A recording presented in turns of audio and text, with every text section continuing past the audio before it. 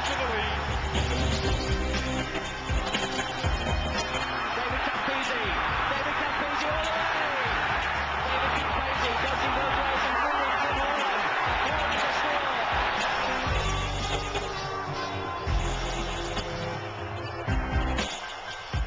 England in trouble here. It's a try.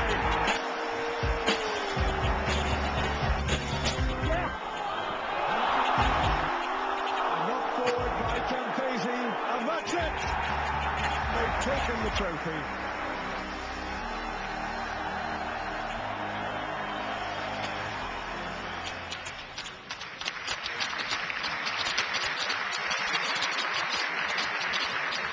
Well, maybe they outpsyched England. Maybe they were just too good. Well, let's find out now as we welcome two victorious Wallabies onto the stage. Give them a warm reception. Captain Nick Farr-Jones and Campo, David Campese.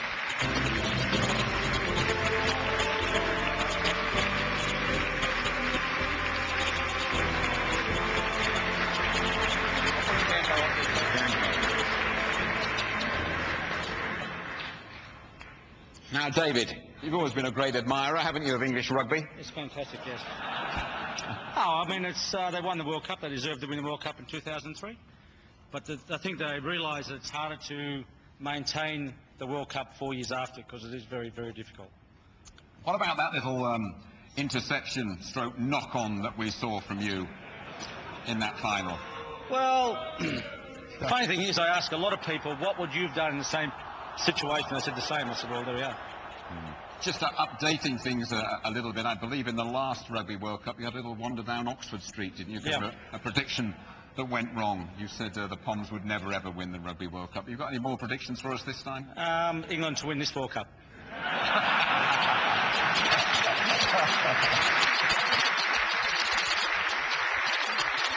Nick, probably not for the first time in your life you've stood quietly and listened to David Campese talking, but it is your turn now. You Australians have got a wonderful habit from your point of view of coming to your best at a Rugby World Cup. Are you going to do it again? Bob Dwyer, our coach in '91, was quite right when he said that Campos has a missing wire between the brain and the mouth. There's absolutely no doubt, but that was actually quite good, mate. You did well. Jim, it takes a long time, but I have learned. Yeah. Jim, the boys are, they're doing really well. I mean, asked me 6 months ago, and I would have said we were sort of 12, 15 to 1 chances. And whether I'm confident, I am confident, but it's the important thing is whether they're confident. And I really, have a nice feeling. The wind is sort of in the air, that the boys can sort of land at the occasion. And we all know that you only have to win 240 minutes of rugby to win a World Cup. Nick, David, thanks for beating the Aussie drum. Thank you. Right, 4 years on, in 1995, there was a new force emerging in world rugby. He was massive. He stood 6'5" tall. He weighed 18 stone. He wore the all black of New Zealand, and the rest is history. Tony Lamu, this 18-stone hulk on the wing. Lamu has it. Lamu's up again. Here he goes. What a terrible sight for Scotland. He's still going. Goes Lamu straight past Joyner. Hastings, he's still going. It's Lamu still going. Lamu going for a charge for the line. Can they stop him? No, not this time they can't. And he's Rob Andrew left for dead. Lamu again, his hat-trick. And this time he was irresistible. He's got an inside swerve as well.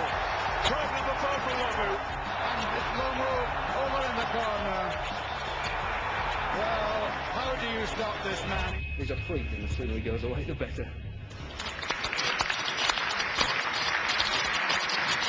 Ladies and gentlemen, here comes the man, Jonah Lomu.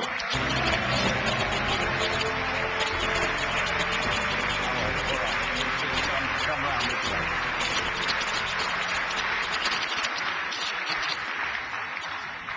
Jonah, it's very, very good to see you. Your talent, though, it was a natural talent. Nobody gave you too much coaching. You popped out of nowhere, Jonah. No, I popped out of my mother in 1975. I probably deserved that one. How special has the Rugby World Cup been for you? Life-changing, definitely, for one. And also, it has, I guess it's made me who I am. It's given me the mental toughness to get through, I guess also the illnesses that I've gone through, and it's just built me into a person that I am as well.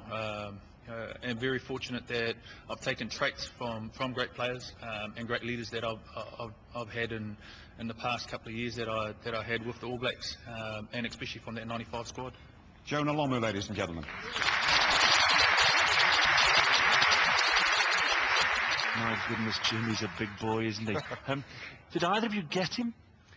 No, not at all. I was actually brought back into the Scotland team in '95 because they knew that Gavin wouldn't tackle at full back. So, but unfortunately, I couldn't tackle him then, and I couldn't tackle him now, and he missed them as well. So join the gang. Yeah. Gav, just give us an indication. He's broken through. You're the last man standing. It's the Scottish try line. William Wallace. You must defend it with everything. What exactly is going through your mind?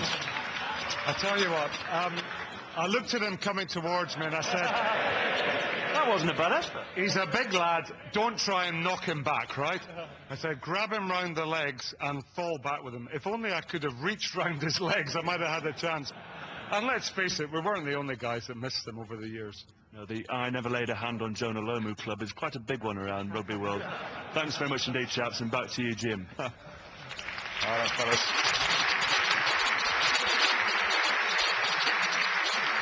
No bad news for Gavin Hastings, by the way. Let me remind you, he remains the top scorer in Rugby World Cup history. He has 227 points to his name. And when we come back, we'll look at the 1995 World Cup in all its glory, including those Mandela moments that meant so much to the South African people, and the Springbok skipper, Francois Pienaar. And Francois is with us tonight.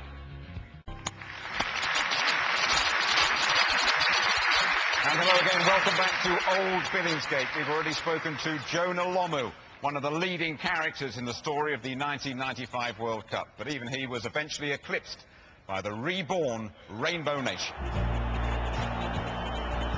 South Africa opens its arms and its heart to embrace you all.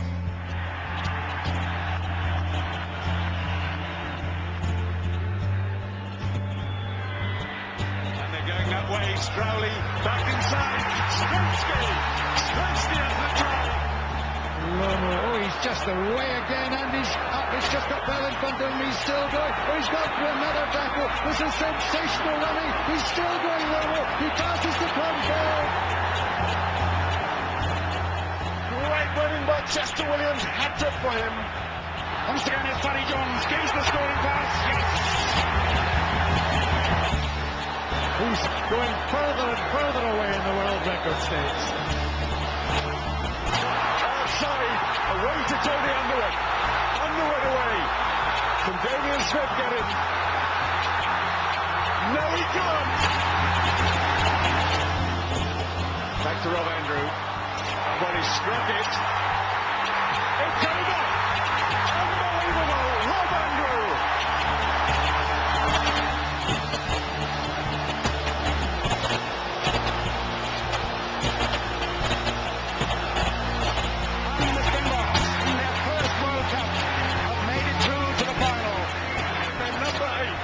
People drops a goal.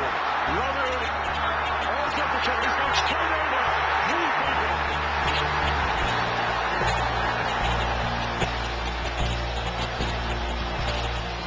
I never knew he was going to be there, and I never ever thought in my life that he would wear a Springbok jumper. And he just said, good luck. It is because I understood the impact of sport. Sports speaks a language which is understood by everybody.